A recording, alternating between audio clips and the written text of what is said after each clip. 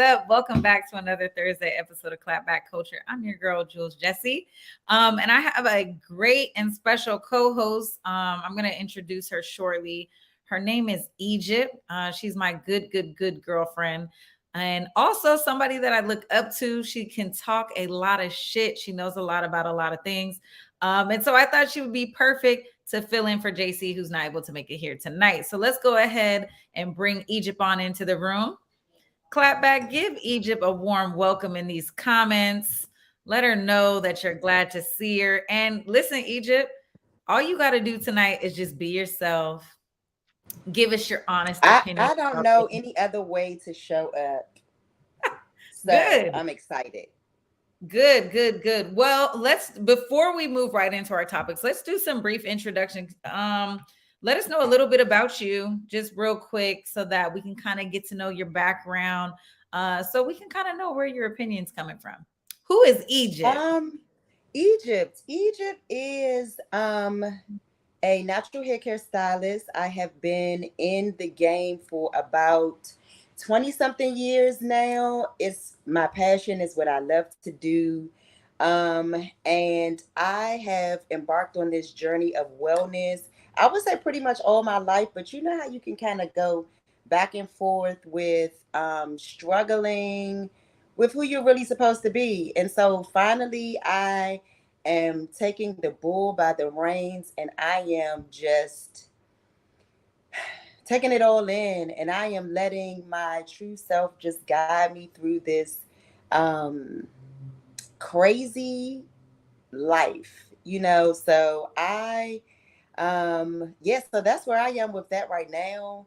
I love what it is that I do, which is, my first love, hair. And like I said, wellness is just something that was brought back to me it started out with my dad. And so I am just living life right now. It's funny because I think wellness is a topic, or wellness right now can kind of be a buzzword. A lot of Mm-hmm. people Mm-hmm. feel like it's kind of hit the industry, and as it should, right? It should be more highly publicized.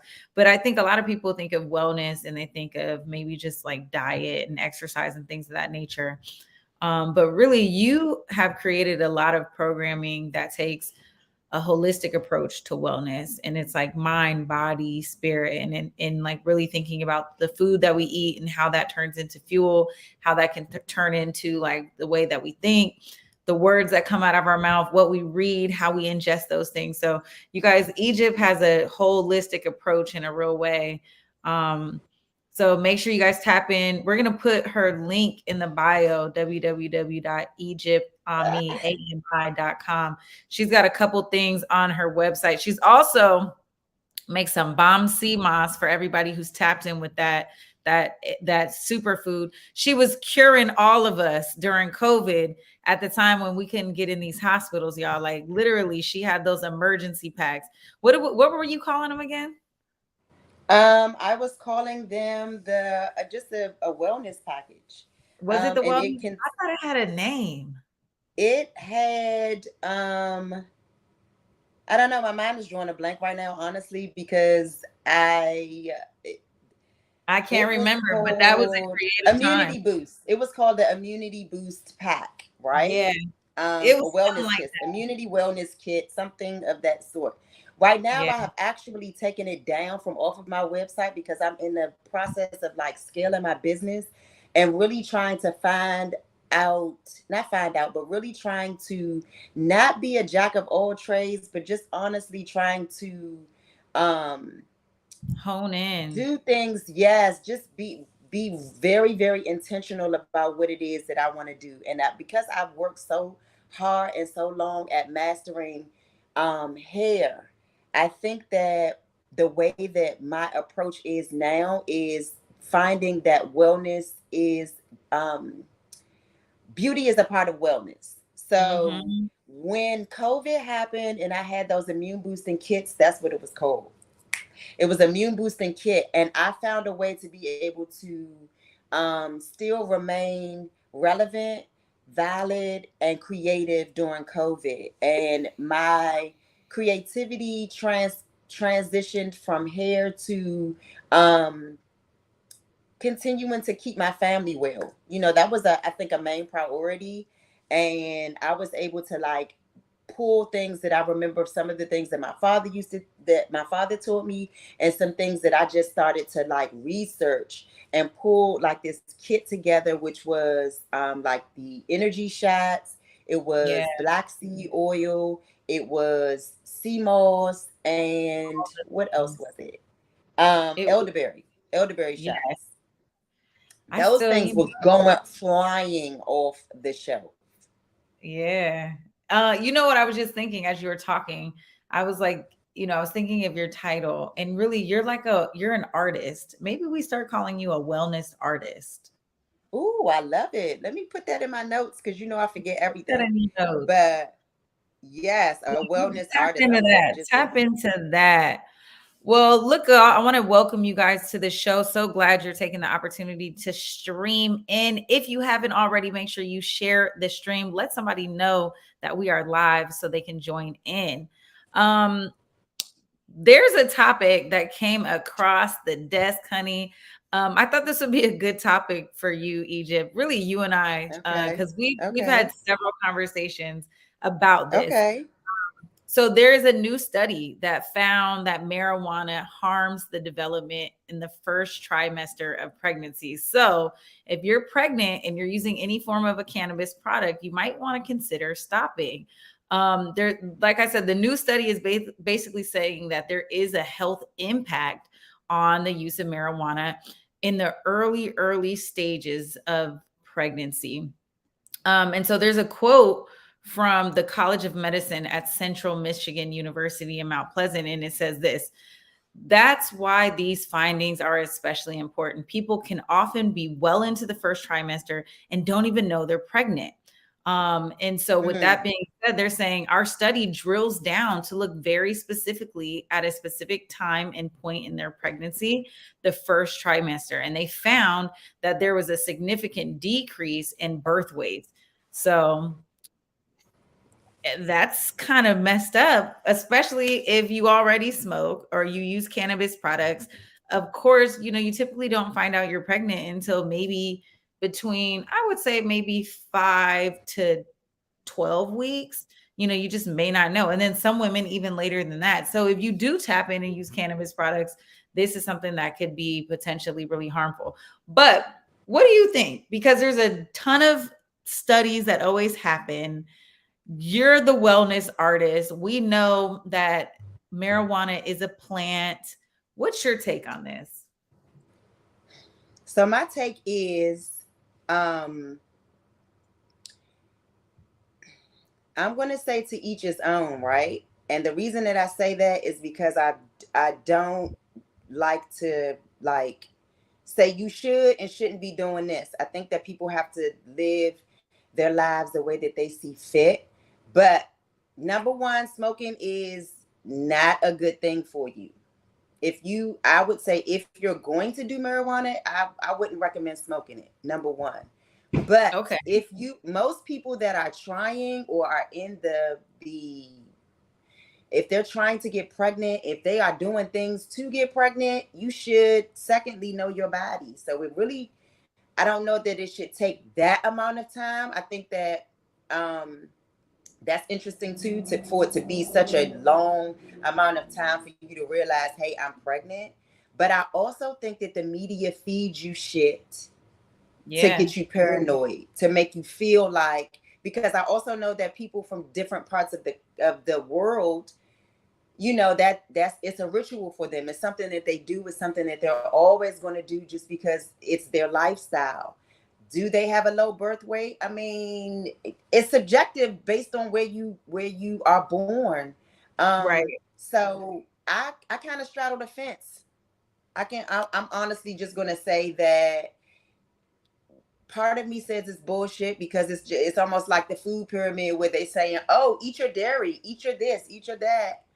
And now Yeah. they're like, Black people Don't should eat not be this. eating dairy, right? So it's just, I think that the It's media feeds you conflicting. what they want that it's a way to be able to control you. I would agree. You know, when we think about studies, we have to really be careful about how we respond to them, Okay, because go ahead. you always want to think about that sample pool. Like, what I sampled, what, 100 people, 200 people, 5 people, like what's And the that too. sample pool, and do they have any underlying health conditions that are a part of Mm-hmm. this?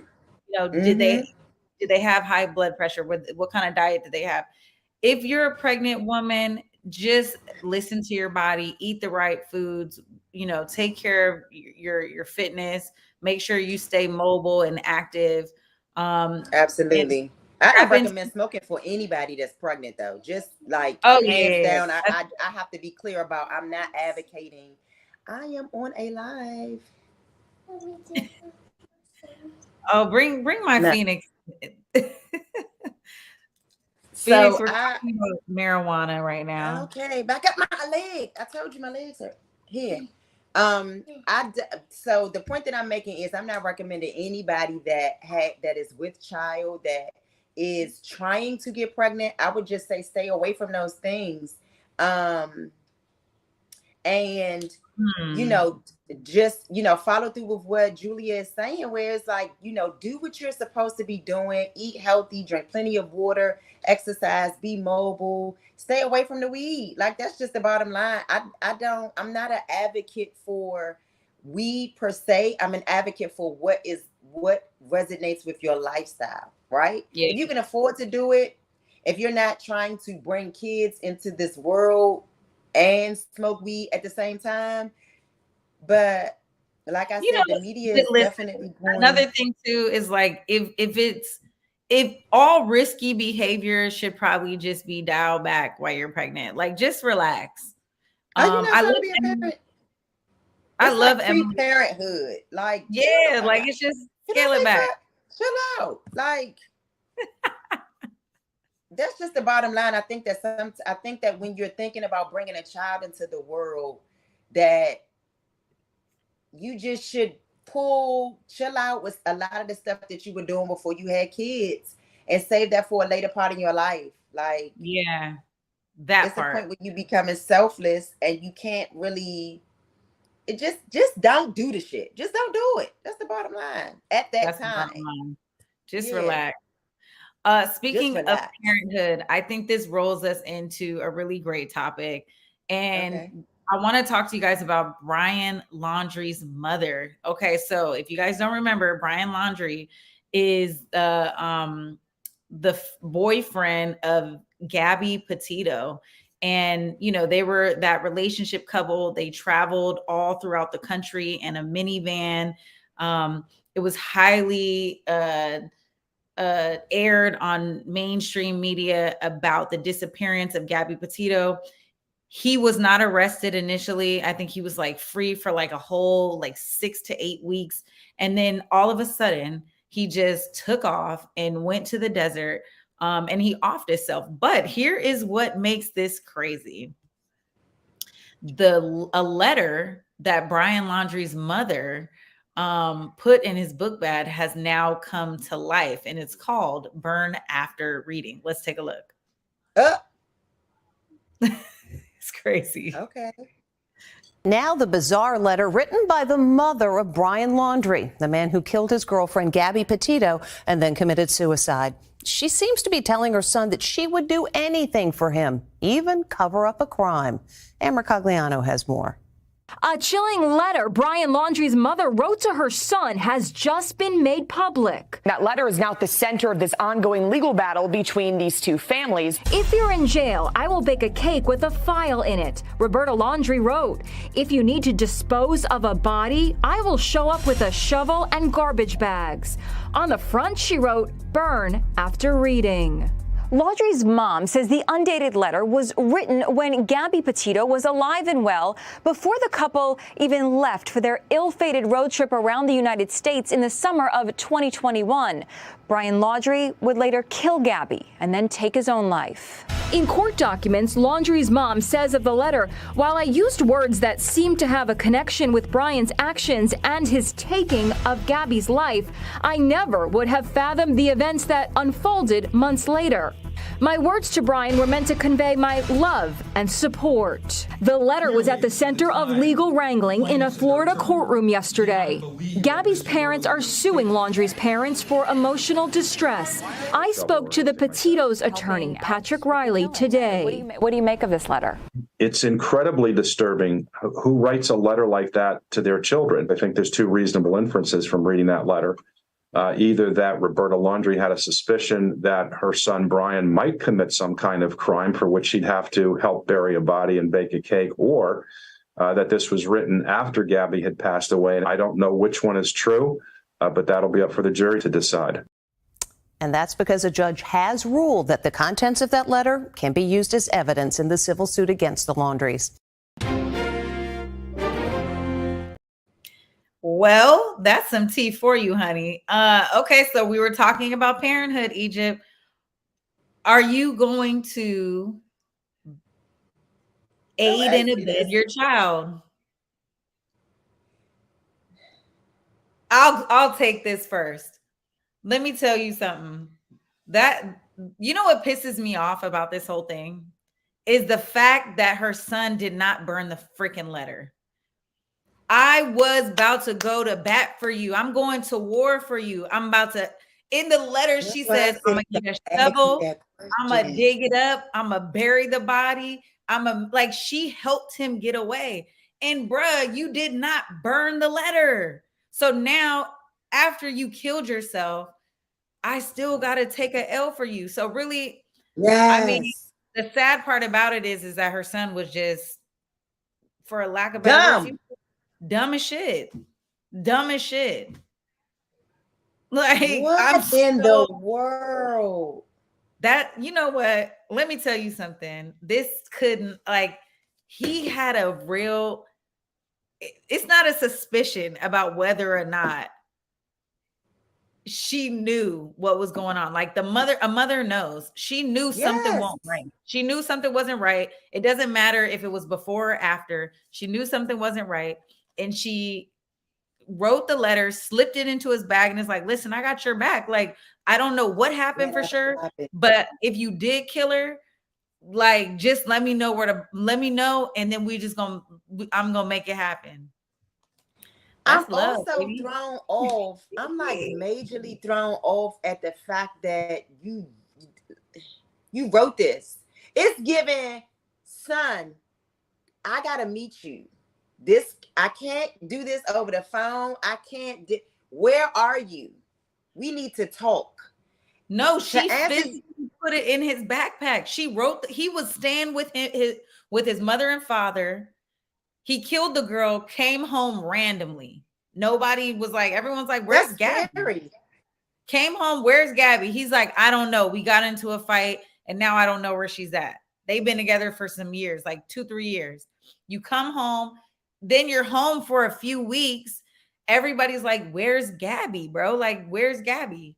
So now the police are putting the press, like, you got to tell us where your missing girlfriend is. Bruh, your mother knows you did something. Your mother knows, but this is what I'm saying. The amount of time that you did, you say nothing to your son. Why would you not slip him that letter while he sleep? I'm blaming him, bro. I gotta give you something. Read. Don't say nothing. Just read. Oh, you mean letter. let him read it and then take it back?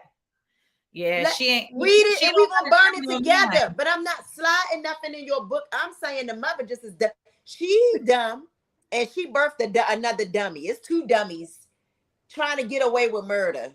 And it's not giving that. You know what? That's exactly right. Nothing else needs to be said. I could never be that. Not I could never, because I've been dumb on so many occasions. But that, then it's like he off. He coming there. He chilling. So you know your son off.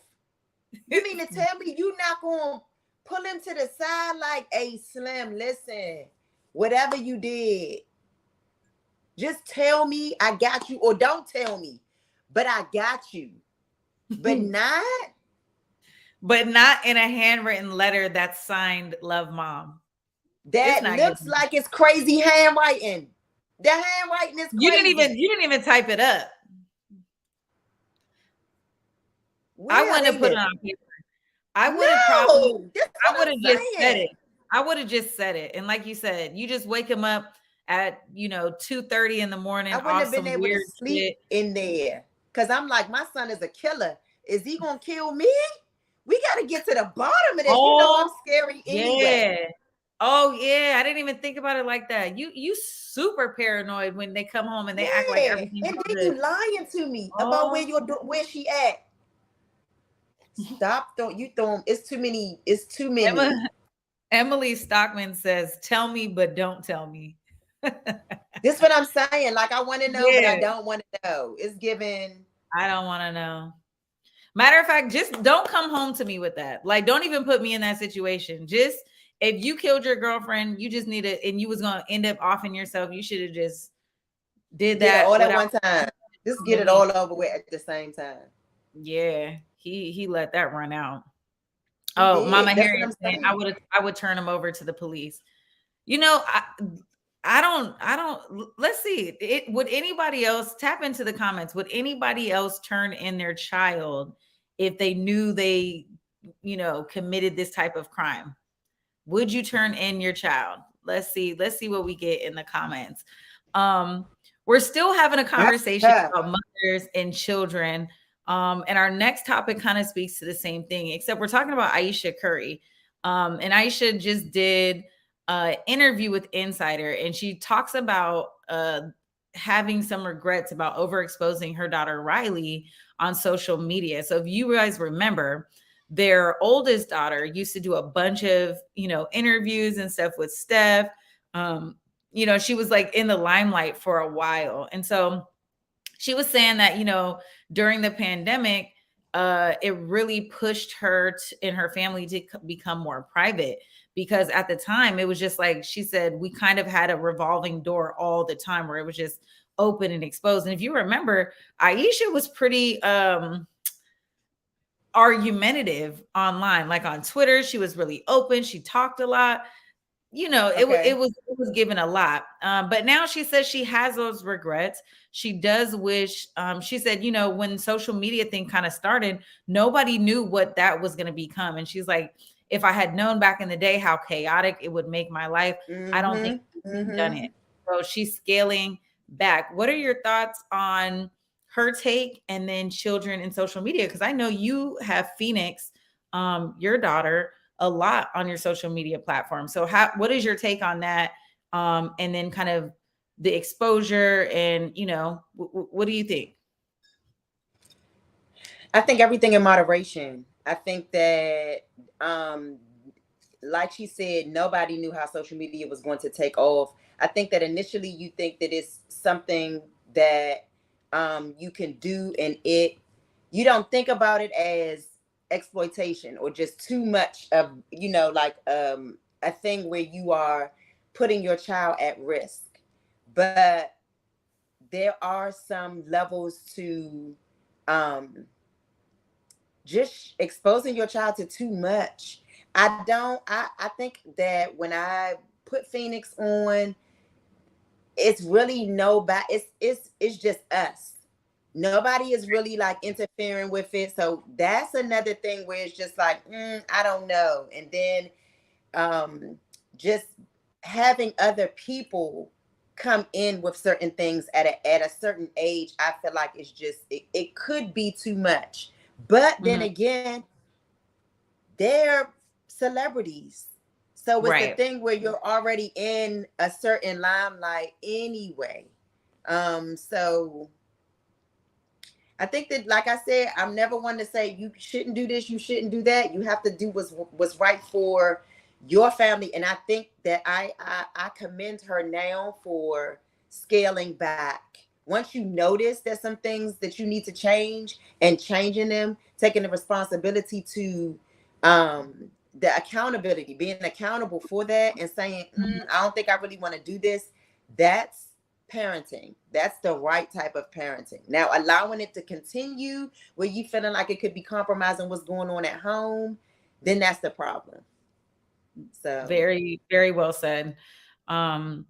I guess I'm a little bit surprised that she felt like it was overexposure. You know, as a viewer, from a viewer's point of view, I thought that they were very tasteful in having their child on the front lines, and it you know, as a consumer of content, I think you know, we got exactly what we wanted. We wanted to see her with her dad and grow and things like that, and we loved watching their family kind of grow in front of us and things of that nature. So I think it's great that she's also like, all right, we got our kids. You know, Steph Curry is not, you know, a brand new athlete. You know, he's a seasoned Yes. franchise player right now.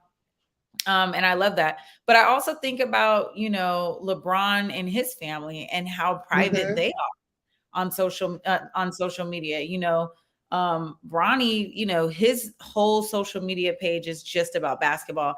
And Savannah, you know, you barely see her doing anything that isn't classy and timeless. So it's interesting, the two dichotomies of like how personal people will get on social media. But you know, it to each his own. You know, just if you feel like it's too much for your kids or you feel like it's too much for your household, do what fits best. I think that's kind of the theme Absolutely. for tonight. It's just do what fits Yeah.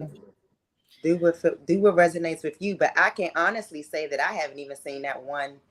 That, like, I know the family, but I'm so far removed when Yeah. it comes to certain things that it's just like I didn't. And that's something that I probably would like, because I love wholesome approaches. Like sometimes the ratchet, trashy stuff is just like, I like it, but only in increments. So I probably Yeah. would have felt like, dang, you know, I can have a certain level of appreciation when it comes in a way where it's tasteful. I absolutely love LeBron and Savannah, though, for the record. Period. They should be Yes. elevated as the couple that you want to be like their couple goals, period. That's your second popsicle, too. Oh, well, on that note, let's take a quick break. And when we come back, we are going to dive into a couple, but not a power couple. We're going to talk about Danae Jackson, the former or the ex-wife of Derek Jackson. And she's going to talk about that body count, baby. Stay tuned. You're watching Clapback Culture. 1 in every 500 African Americans in the U.S. suffers from sickle cell disease. 1 in 3 African American blood donors is a match for patients with sickle cell. 1 appointment to donate blood with the American Red Cross can help save a life. Will you be that one? Visit redcrossblood.org/ourblood today to schedule an appointment at a location near you. COVID-19 hurt my income, my health, and my family. We were about to lose our home when we heard we might be eligible for homeowner assistance funds from the government. We called 1-877-894-HOME, and a housing counselor stepped in. They talked to our lender and saved our home. Because falling on hard times does not have to mean losing your home.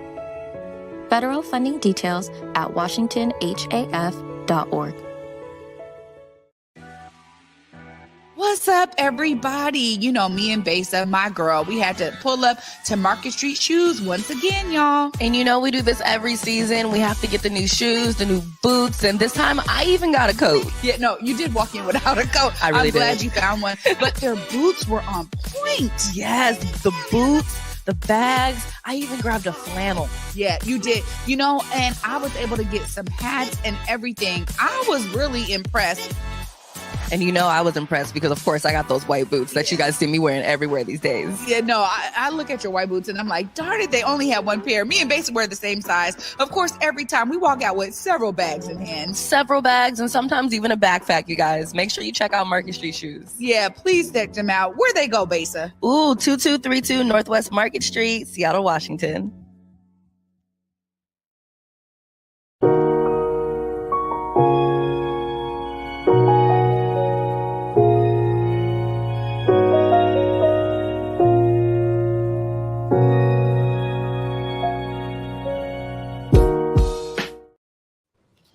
All right, y'all. Welcome back to Clapback Culture. I told you we was gonna have a hot topic. And listen, Danae Jackson is finally breaking her silence after moving on from her estranged husband, Derek Jackson. This came at a time where everybody was on the internet because we were locked in the house. And so let's take a quick look at who Danae Jackson is to remind you guys of their story. Remember, she was the girl who had the helmet of salvation, honey. Sat beside her man in silence as he admitted to cheating on social media. And baby, did it all in a good bonnet, honey. Let's take a look. In a bonnet.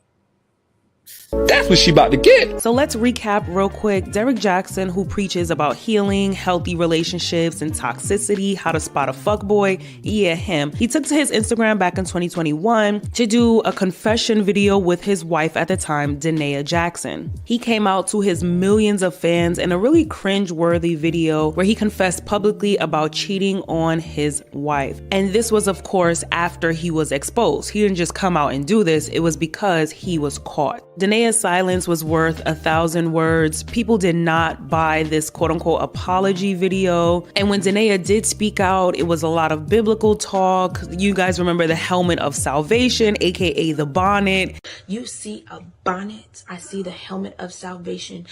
You see a do-rag, I see the helmet of salvation. Child, she even tried to put a curse on people who were speaking up for her and speaking against her marriage. It was a mess. And so I'm glad that Danae actually came out to clearly express herself and express her experiences. After the I do, was everything going great for a period of time? Was there a period of time of wedded bliss? No, we're not going to do that then. So wedded bliss. Was it happy? Was it like, oh, he stopped. I'm not threatened by other women that he's bringing into the relationship. No. We're good. He's thriving. He's doing these car videos and he's thriving, inspiring millions of women across the world. And he's treating me the same way as what he's telling other women to accept treatment as. He's honoring me as his queen. I'm his wife and he's treating me accordingly. Okay, so no.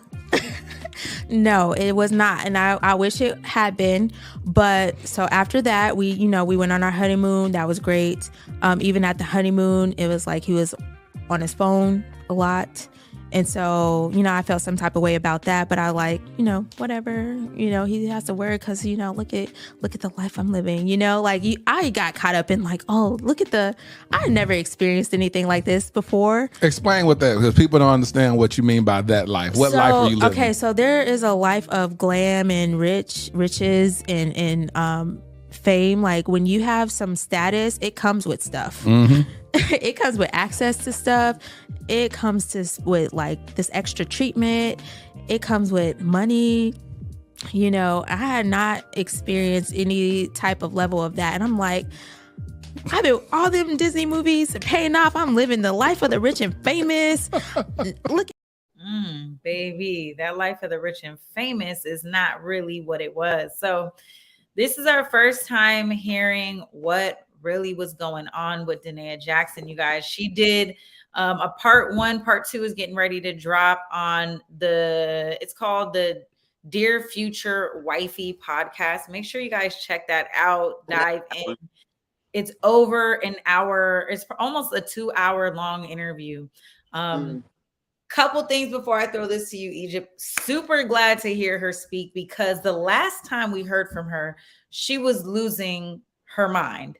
And I was really, really, really interested in this story because of how she was on social media, just spiraling out of control. And a part of it was why and where's her community of people to say, put your phone down, grieve, go through this moment, heal, go through your pain, because baby, she was on social media. You couldn't understand anything she was saying because all she was doing was talking in tongues, honey. She just was reading from that Bible. You talking about somebody who was sitting alone with Jesus. She was sitting alone with Jesus and the internet all at once. And so it was very bizarre. It was just so bizarre. And to see her just have a normal conversation, I was like, oh, wow, she's normal. You know what I'm Mhm. saying? She's not this huge like Bible thumper. She can actually speak English. You know what I'm saying? Like she just doesn't speak the Old Testament. It was a lot. Um, but in this interview, she reveals that Derek Jackson admitted to her that he had cheated on her with over 100 women in the time that they were married. Um, she talks about getting into a confrontation with him because she asked him, like, do you believe all of this stuff, this relationship advice that you give? And she said that turned into a whole thing. So, Chow, what are your thoughts on this matter? Is it time for her to come out and like have these conversations, or what do you think? Like, where does she live in all of this right now? Well, I'm gonna say at least she is at a point where she is accepting what's actually going on. Because when she was sitting beside him, I didn't get too far into it. I would see a few interviews when it was going on, and I'm just like, oh my gosh.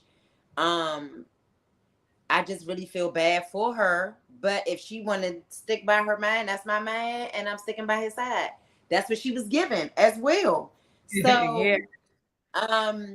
it's she's a total and completely different person on this podcast. I didn't even notice who she was. I didn't even recognize her. She has a Man, I'm glow. telling you. Yeah, it's crazy that she's giving like night and day. She had It's this cast, unreal. yeah, she had this cast over her when she was, you could almost see that she was in a place where she was in shock. Like if he ended up dead the next day, it would be because she was so shocked at learning all of these things, but they're not really learning, because if she's saying that he was on the phone during the honeymoon and all of this other kind of stuff, he never stopped. She went in the relationship knowing that he was a certain kind of guy. And I don't know that she was in a place to really, you can't change anybody. You can accept who they are, and then you can just deal with that, right? And so I'm just glad that she's in a place now where she understands that she can live in her power. I think that she can make, I'm going to say go with the flow, honey. And now that you are not attached to him anymore, it's time to monetize that. And you It's time took to, you took the words out my mouth. Okay, so for those who have not followed this story, the only reason this was a highly controversial issue is because Derek Jackson has millions of followers on Instagram, and his entire brand is about inspiring and uplifting women, particularly Black women, to say, don't be with a man who won't be like, who's not great. And these are all the signs of a guy who's cheating on you. These are all the signs of a guy who doesn't take you serious. You know, he's the relationship guru, and he's monetizing. He wrote books. He's selling books. I mean, he was like that go-to relationship guru. And the interesting thing is I had no idea who he was until all of this happened. But he would do these inspirational videos, like mass amounts of content, and his platform totally blew up from it. And he was making a lot of money. He even had a book deal in the midst to talk about how successful his marriage is. So because he's such a hypocrite, and he's literally cheating on his wife with hundreds of women, that's why this became a story. But to your point, Egypt, I love that Danae Jackson is now taking her own lane in this, right? And taking back the story and monetizing it for herself, because reclaiming herself.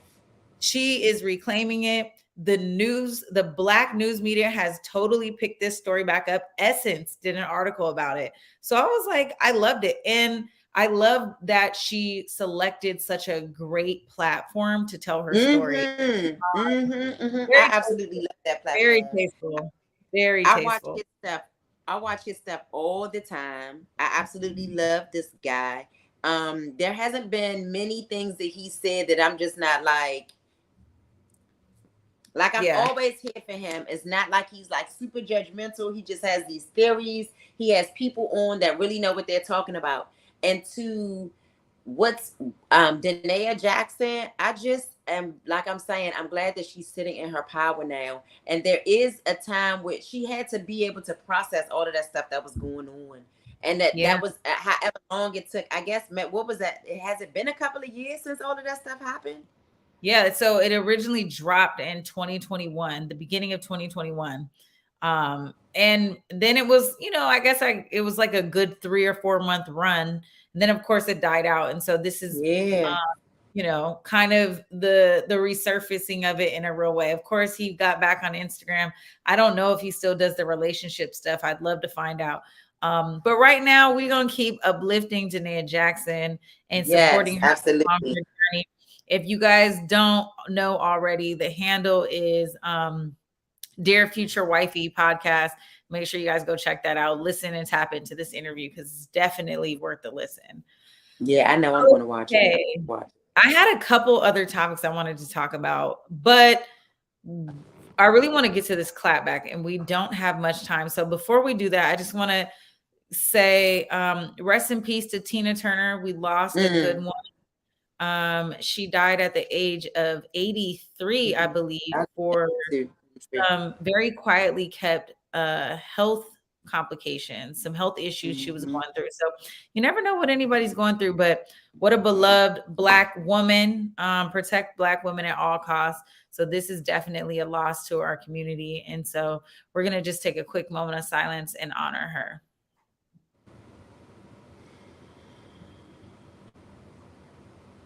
Amen. Ashe. Okay. So listen, this story, Control Egypt. I had no idea. This, I don't know if my timeline just feeds me this kind of like crazy. My timeline ever since I became a mom is nothing but babies and kids. This threw me off so bad. I had to clap back at it and I had to bring it to you guys. This young girl is accused of killing her newborn baby, but the story is mad wild to me. I have a whole video that explains it all. There's no need in me wasting any more time. Let's watch it. We'll come back and we'll break it all down.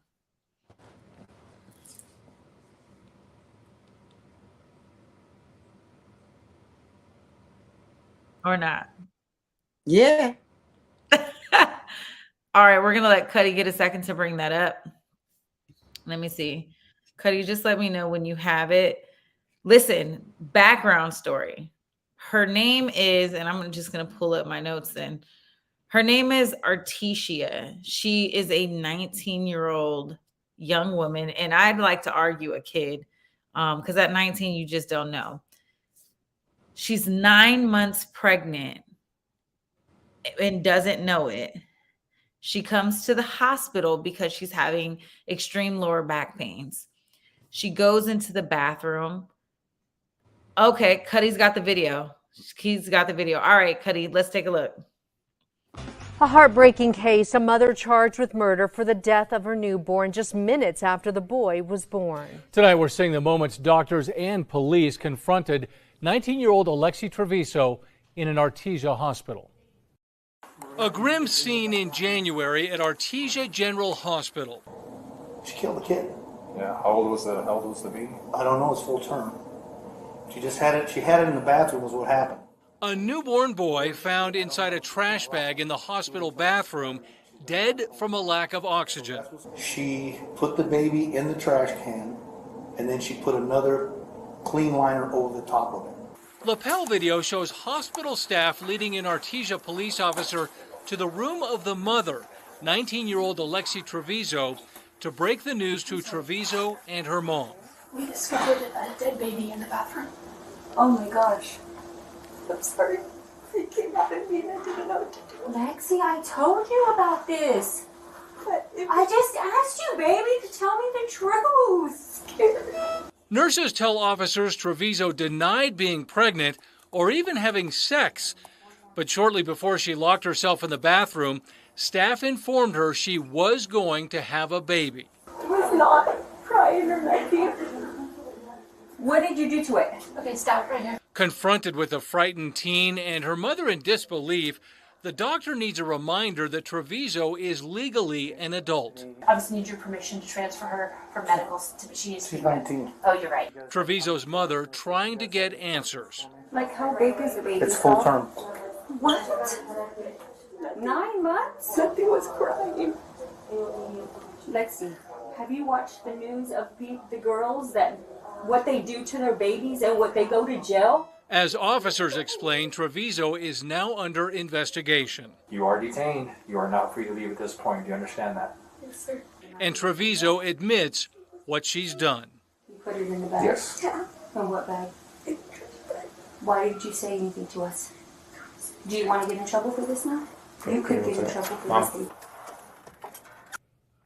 On Tuesday, Judge David Finger released Treviso from jail pending trial, saying there's no reason to believe she's a danger to the community. He did, however, say if she got pregnant again, she would be a danger to herself and her unborn child. You are not to have a continuing personal relationship. Now, I'm going to read you that definition. Continuing personal relationship means a dating or intimate relationship. Treviso's defense attorney has suggested the hospital is to blame for what happened. Egypt. What? I saw this. And at first I was like, this is not real. Is this real? We live in a time where, I mean, we're watching all of this literally unfold. A part of me, my heart breaks for her watching that because she's so immature. Yes. Right? Like, she's literally like clueless in a sense. What happened is, you guys, if you followed the video, she came into the hospital for lower back pain. The doctor said, "Oh no, you're pregnant and you're about to have a baby." And she says, "Oh, let me go use the bathroom." She locks herself in the bathroom and gives birth. The defense attorney for this young girl is saying that it's the hospital's fault somehow. I don't think the hospital is responsible. However, I'm wondering why they allowed her to stay in the bathroom for so long to give birth. And then like nobody's keeping a watchful eye on her. But again, you know, she's the one to blame. She put the baby in the bag. But if you know, this is mental health for real. Like this, I'm thrown by this. Mama Harriet says she might have been raped. Honestly, when I was watching the tape, I was thinking to myself, because she also tells her mom that she never had sex. Like she told her mom, I've never had sex. I'm not having sex. So there's obviously some background that we're missing in all of this, but you made it all the way to the hospital. Why throw the baby away in the bathroom at the hospital? I don't get it. You did everything. You did the right thing. You came to the hospital. You did exactly what you were supposed to do. Why then say, y'all, I need some theories. So it's definitely her fault for putting that baby in a bag, whether she heard it making noise or not, right? But the hospital is absolutely supposed to say, wait, you can't go to the bathroom? Wait a minute, get her, where's her room? She's about to have a baby. On top of that, you go 9 months without. That's mental. No, you go 9 months acting like something is not moving around in your stomach. Total and complete denial. Who she lived with, I haven't the slightest, because the mom obviously didn't notice a change in her, like at all. That's crazy. That's crazy. It's so many fingers and so many, like, oh my gosh, and so many. I just feel bad, even for the mother. And then the mother is almost like she never consoled her daughter. She never Oh, I didn't even got on notice the that. book. She never reached out like, oh my gosh, what have I done? Like, my first thing would have been like, what have I done as a mother for you not to be able to come to me? And be so scared that you take and toss a baby in the trash. Like, that is a level of trauma that we have to, that is a level of trauma we need to address right here. And Emily is speaking to, there might be more to the home environment or mental health or maybe even hormones, but we have to, there's a very thin line between having open communication where your kids can feel comfortable to have conversations with you and then being their friend, right? You should not be your child's friend. You shouldn't be their homie, but you should be able to create a safe space where that they can come and have a conversation with you. You want your kids to come to you and be like, you know what? I messed up, or, I'm in this bind, or I need your help. You want your kids to do that. Or if they feel like they can't come to mom, build a network of people that they can tap into. Where is the community for this girl? Where she felt like, I can't tell anybody what's going on with me.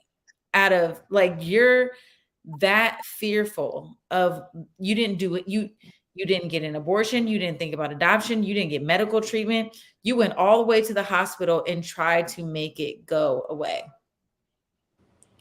That all is the way to the hospital. Yeah. I mean, I feel so bad for her. Yeah.